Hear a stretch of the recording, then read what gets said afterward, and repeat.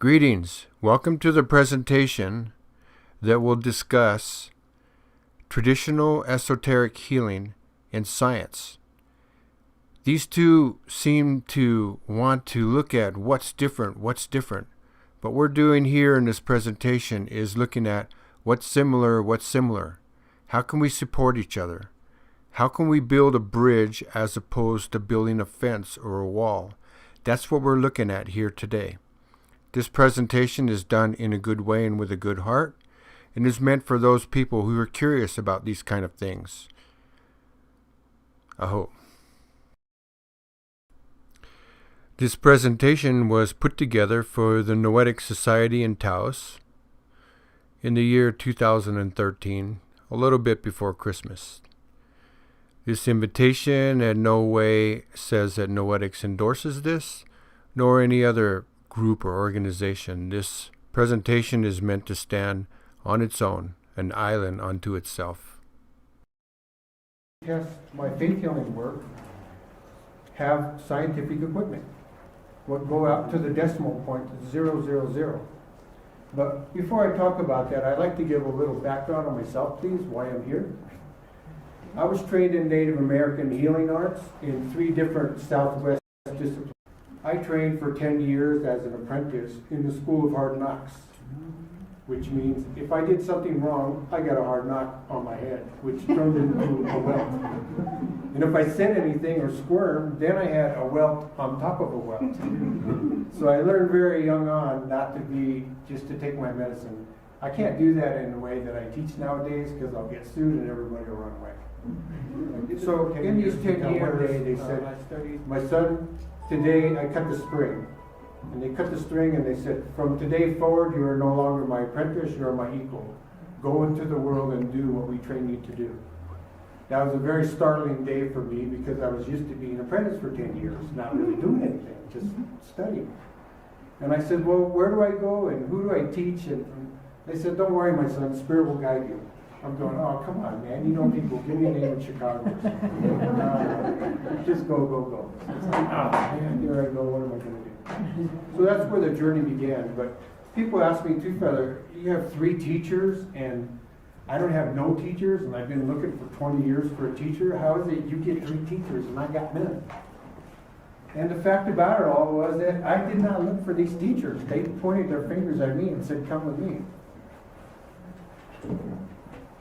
I didn't ask for this kind of work. Back in the old days, I was just a money maker. I owned quite a few companies and I was very good at making money.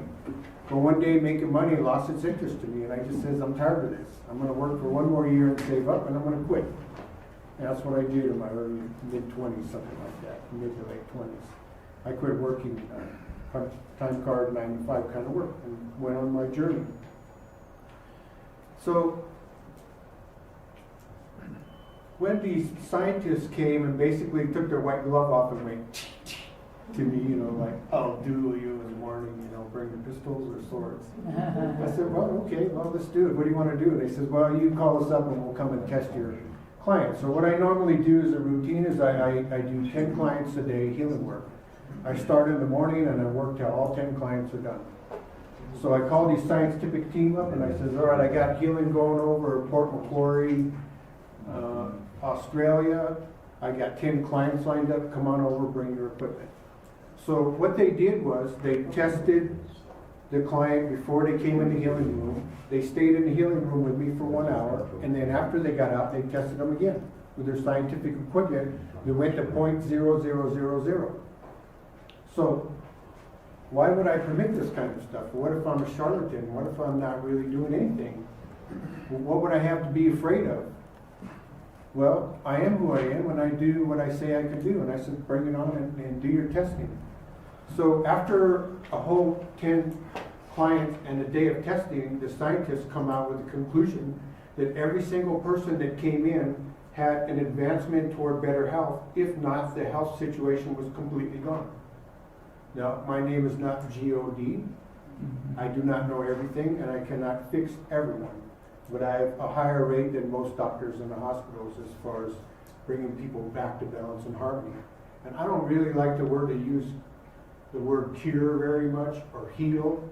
Because what our real objective is to bring them back to balance and harmony as much as we can at that time with the tools that we have available at that time. So my belief in this world is there's two languages. There's a language of faith and there's a language of science. Sometimes the faith people will listen to the language of science, but very rarely will the science language listen to the faith people, because your woo-woo stuff, where's your proof, where's your evidence, I want to see some decimal points. So this is what I'm doing. One of my jobs that my teachers assigned me to was to be a bridge between the faith and the no faith people. And not to demean scientific people that they don't have faith, it's just that they speak in a different language. So my great idea was that let's get the scientific equipment and teams in here to do the testing, and then when we show it to them in their language, there's nothing they can refute. They can't say, oh, that's woo-woo stuff, or oh, we don't believe that, because they have the scientific evidence presented to them in decimal points. So the presentation that we're going to be doing today is with thermal brain imaging and also with brain mapping. So what happens is that for 20 years, this PhD researcher who did this study that we're going to see here in a little bit, first 10 years he did his testing without scientific equipment, and then 10 years into his research, they started coming out with these kind of new machines that tested things like the synaptic electrical impulses in the brain, and they were able to actually record these and map them. So what happened after years and years of using this kind of equipment, we discovered what the norm was in the society.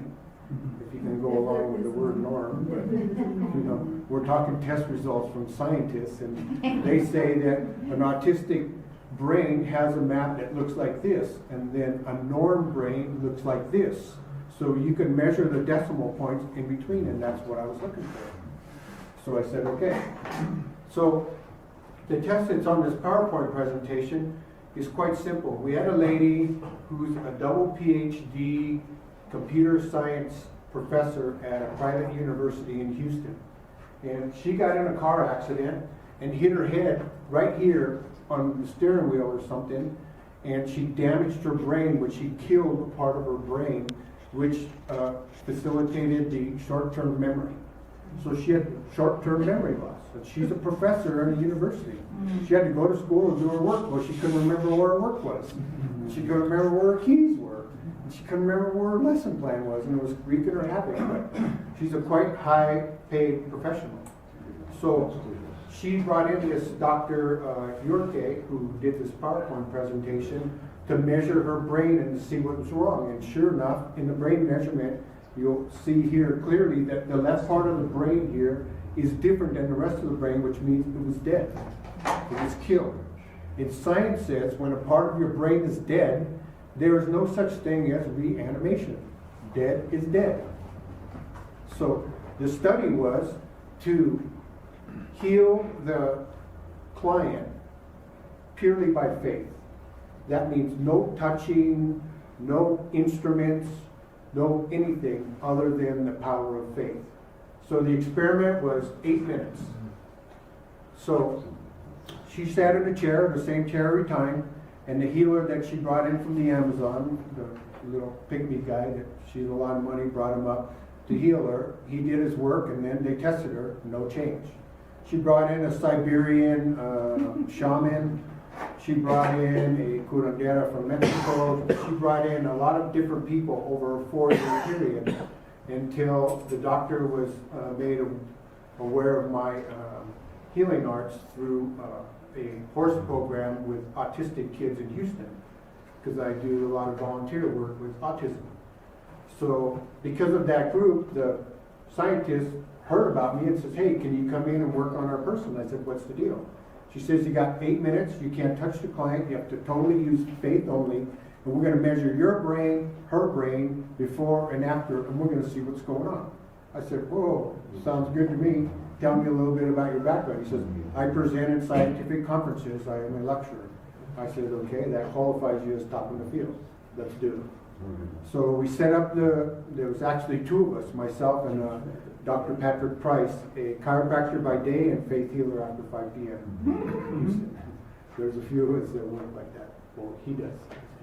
So we sat her in a chair, and before all that, I had to sit in a chair like this with a mask on, could not blink my eyes, and could just breathe smoothly for 14 minutes to find out what the norm is, what my brain map norm is. So when you take an aura photograph, it's a snapshot of the aura around you for that moment. But the reason why I had to sit for 14 minutes is because we don't want a snapshot, we want to know what the norm is. I can change anybody's aura in this room in 1 second. Who thinks I can? Show me your hands. Yeah. Who thinks I can? Yeah. Okay, very good. One volunteer. Come on up. Just stand right here and face me, please. Okay. Let's say right now her aura is like an orangish kind of saliva in my face, in my mouth. I'm going to project that toward her and slap her at the same time. In 1 second, her aura turns to red. Okay, so that's okay. I accept doubters and I encourage that. One time, an aura camera like that, a camera projector, and say a color. I said orange, orange, purple, purple. There's people that have certain gifts in this world. Just like the ones that can hear ley lines, electromagnetic people, there's people that can actually hear these lines. They have a special gift that everybody doesn't have. So once we got the norm, the baseline of mine for 14 minutes, then that comes up on the screen. And then I do a thing that I call what's called juicing up. So I rub my hands, rub my feet, anchor myself down into the earth, anchor myself up to the universe, connect to the stars and the earth and all between. And I call this juicing up. And because I've been a healer for 15 years professionally, this takes me about 2 minutes to do. Now, in this presentation, there's 2 things that science says are impossible. And one of the things that science says impossible is to go from this normal state of mind into a juiced up state, which you're going to see on the presentation in 2 minutes. So that left me 6 minutes to do the healing. So you'll see in the presentation, I could not even blink my eyes. And in 6 minutes, you'll see the results for yourself on a presentation rather than me telling you. So, well, our webmaster here, guys, getting us dialed in. He's really, I plugged this computer into my 46-inch TV screen and work on there day and night. And it's just a little challenge, it's okay. So in the meantime, I would like to play a little flute song for you. I'm trained in what we call beaver medicine, and we call this beaver medicine because the beaver makes a dam, and when the beaver makes a dam, his pond gets up, and he makes his home, and then his family lives in the dam.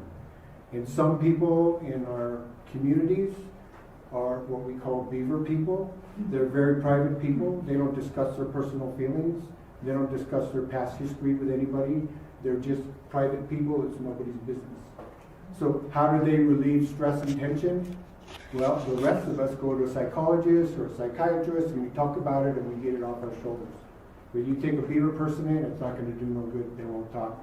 No matter how many years of psychology you got, you can't make them talk because they said it's private. So when our breath goes into our body, it mixes and gathers with the spirit of ourselves, and when it comes out, part of our spirit comes out with that breath. So we find in the healing world that when that breath takes on audible characteristics, it now relieves stress and tension, just like talking to the psychiatrist, but this is in sound. So we use this tool as a reliever of stress and tension. And also I use this tool as a self-esteem builder for young men in trouble with the law we call tough love programs, which I've worked for as a volunteer for many years. It's at Two Feather, we got a big problem with our young men in our tough love program. We've been convicted of crime and now put to prison, and every time there's a bed open, they put a prisoner in there and rehabilitate them. And they said our young men have a problem with self-esteem. It's been beat out of them, kicked out of them. It's been told out of them, you're dumb, you're stupid, you're a rotten apple, you're never going to amount to nothing, you're bad, bad, bad. And when you're a kid growing up and all these grown-ups are telling you that, sometimes you believe it. We all know that's not true, but when you're a young kid, what do you know? So what I do is I teach them a very simple way to read and write music: buffalo, bear, wolf, fish, eagle, turtle. And when they learn how to write bear, bear, wolf, fish, eagle, turtle, they can make music. And when they've been told you're stupid and dumb and you can never do nothing, and then they do this.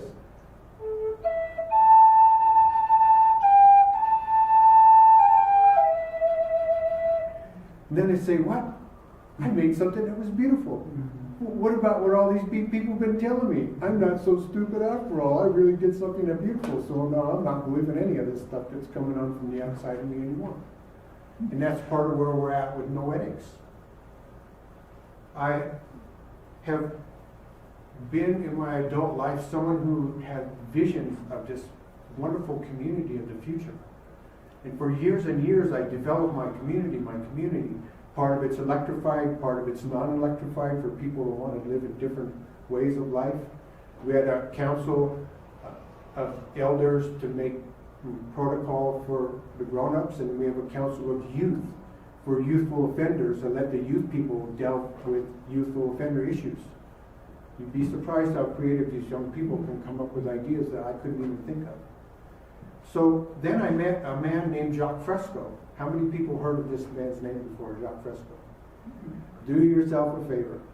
Go on the internet and look for the Venus Project. Oh, Venus Project, yeah. Jacques Fresco. He's a 97-year-old man. He is the most intelligent human being walking the earth that I know of. And I've been around the world 14 times, and I've spoke to many leaders and communities. There's a little book on the table there that shows some of his visions about the future. And he says, future by design. And I believe that's a big part of Noetics. Because the future will come no matter whether we participate or not. And when the future comes and we have no hand in participating, and when it comes, we can cry all we want, but we didn't do anything to have a change in that.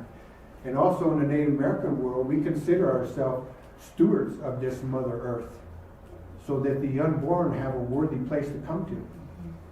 And I find that very ingrained in Noetics. To me, I'm not really a Noetics person other than I've read a little bit, but to me Noetics is the proof of faith stuff. And that's exactly what we're doing here today with this presentation. We're here to show the scientific proof that things that this conscious world and the medical society believe are not possible are possible. When we limit ourselves with this kind of indoctrination, so be it. These are your limits. I choose my limits, and my limits are the sky. And that is the limit on my creativity and my ability. So we'd love to play a short little song here. Put some good juju on the computer. It's really important. It might be hard to see if it's not on the screen.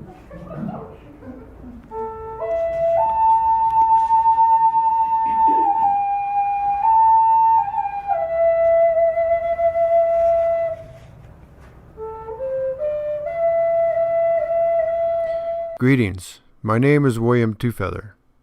We are here today to do a scientific project which validates traditional Native American faith healing.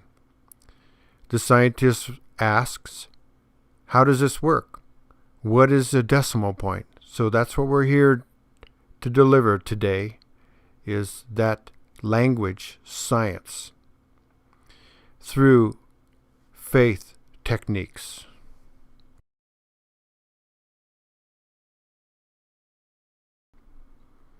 The type of equipment that we're using for this experiment is very sophisticated equipment. Dr. Yorke has been doing this research for over 20 years, but there has not been this type of equipment for 20 years. Well, now there is. So we're embarking on the beginning of the spiritual aspect of language, as opposed to the faith aspect of language.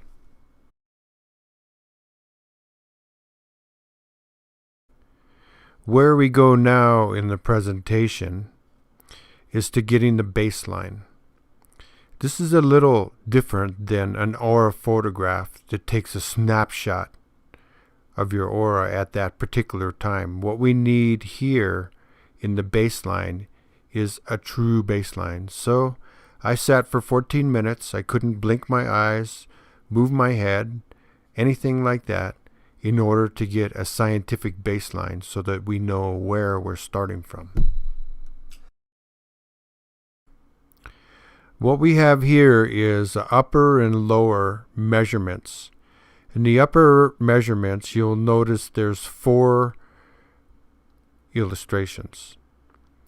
The one on the right is the waking state that we're in on a regular basis, which we call the beta. The second stage to the left is what we call the alpha. And this is the place where Dr. Yorke says that most of the healers go into because he's been doing this research for 20 years. And the next one to the left shows the theta, which is the unconscious. And we go one more to the left, which is the delta, the unconscious. Now what we're looking at here is the patterns of the baseline so that we have something to make a comparison with later on in the presentation. The lines on the bottom, the red lines and the blue lines, are kind of like the Richter scale on earthquakes. The thin lines are like a 2 on the Richter scale, and the thick lines are like a 9 on the Richter scale. It's not 2 times 2, it's 2 to the power of. So there's 2 things in this presentation that are scientifically not possible, and we will show them to you shortly. This presentation shows the healer juiced up. So when we're talking about juiced up, we're talking about 8 minutes for the experiment from beginning to end. So it takes about 2 minutes for me to get juiced up because I've been doing this for over 15 years. So once we're in the juiced up state, that is the place from which the healing actually occurs. But before the healing is on, we must get to a juiced up situation. What we're looking at here is the bottom right hand corner, these very thick red lines. Science says this is not possible. Not in a lifetime or in any time. Yet it was accomplished within 2 minutes, keeping in mind that the whole experiment is 8 minutes, and it took about 2 minutes to juice up, leaving 6 minutes for the rest of the experimentation. Here on the healer comparison, what we're looking at is on the top is before being juiced up, which is the baseline, and then the bottom being juiced up. The comparison we're looking at here on the left-hand side is on the top left-hand side, you see no lines on the far right side. And then on the bottom, after being juiced up, you see a very large, heavy amount of red lines on the right and one to the left as well. Not being a PhD scientist, to explain this in layman terms, just look at it. Now on the right hand side, when you see the color comparisons, you notice that in the beta state, the one that we're in right now, you can see a very large change from the top and the bottom. Then we go into the alpha, which is the altered state as we all know it as. There's a very large change again.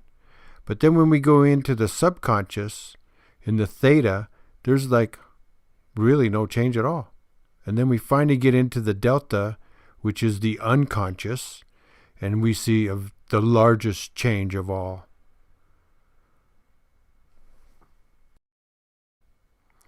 In this slide, the actual healing is happening, which is really a return to balance and harmony. But this part of the brain over the right ear that's visible to you has actually been dead. Short-term memory loss. So the objective here basically is to reanimate that part of the brain or effect some type of change to the better. You'll notice the eyes closed on the healer, myself. You'll notice that there's no touching involved. The head cannot be moved. There can be no blinking, which is a large amount of restrictions, but the objective here is to prove the power of faith, and that's what we're doing. Here in this frame, what we're actually looking at is the lower illustrations, and above the right ear, you'll see the nose at the top of the pink colored skull there, is the blue lines. Some are thick and some are thin. This is the actual part of the brain above the right ear that has the damage. And this is the goal. We need to go in there and alter that damage in some way, shape, or form. This is the objective. Very nice. Here we are getting close to the end. The client comparison. What we're looking at here is what's different. On the bottom parts, on the left, we can see the before, and on the right, we can see the after. So, in the before, we can see the blue lines that have the thick and thin lines coming from the right area above the ear, which is the area of the brain that has been shut down, short-term memory. And then we have the comparison on the right. Now on the right, there's two sets of pink heads, the bottom line and the top line.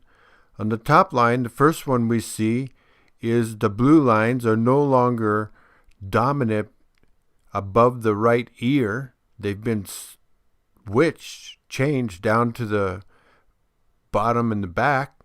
And on the next frame to the right, there's absolutely no lines whatsoever, which is the after 8 minutes of traditional Native American faith healing.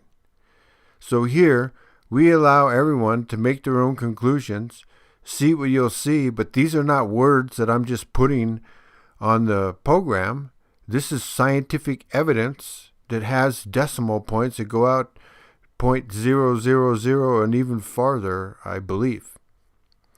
So, now we'll continue on to the next frame. We can also look at the colors above too, and in 8 minutes, I see a distinct change between the left, which is before, and the right after 8 minutes of no hands-on traditional healing.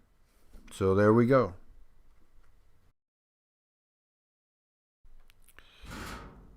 And here we are, the summary. Two Feather, myself, believes that there's actually only 2 languages in the world. Some people will dispute this with me. I'm okay with that. But they are science and faith. Sometimes the faith language people will listen to the science language people, but rarely will the science language people listen to the faith language people. The science people want to see, what's the decimal point? How can you prove this? What's going on? So many questions. Fine.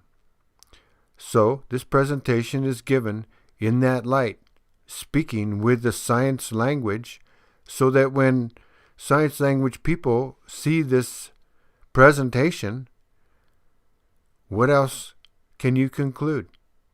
It's up to you. So have a read there. Thank you for your attention and your time. We're certainly open to any suggestions, and if you have any recommendations where this presentation would be appreciated, in the light it was given, which to me is, in a good way and with a good heart, there will be naysayers, and that's just part of the world, and that's okay too. What we don't want to do here is tell you what your conclusions are. It is much better left in the traditional Native American way to make your own conclusions. So, Don Joe,